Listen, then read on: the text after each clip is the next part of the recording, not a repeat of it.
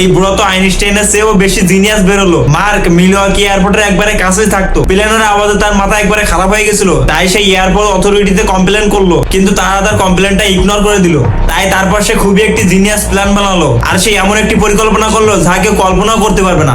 এক সকালে মিলওয়াকি এয়ারপোর্টের উপর দিয়ে একটি প্লেন ল্যান্ড করছিল, তখন পাইলট নিচে দেখলো এবং তার চোখ ছানাবড়া হয়ে গেল, কারণ মার্কের বাড়ির উপরে বড় বড় করে লেখা ছিল যে ওয়েলকাম টু ক্লিভল্যান্ড। যাত্রীরা বলতে লাগলো যে মিলওয়াকি এয়ারপোর্টের বদলে আমাদেরকে ক্লিভল্যান্ড নিয়ে আসা হয়েছে, কিন্তু সত্যটা তো অন্য কিছু ছিল। প্লেন একেবারে সঠিক জায়গায় ল্যান্ড করছে।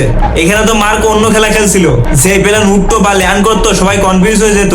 এয়ারপোর্ট কর্তৃপক্ষ নজরে পড়তে শুরু করলো এটি সবকিছু বরবাদ হয়ে যাচ্ছিল। তখনই তারা মার্ককে ডাকলো এবং বললো যে ভাই এই সাইনবোর্ডটি দ্রুত সরিয়ে ফেলো। তারপর জানেন মার্ক কি বলেছিল?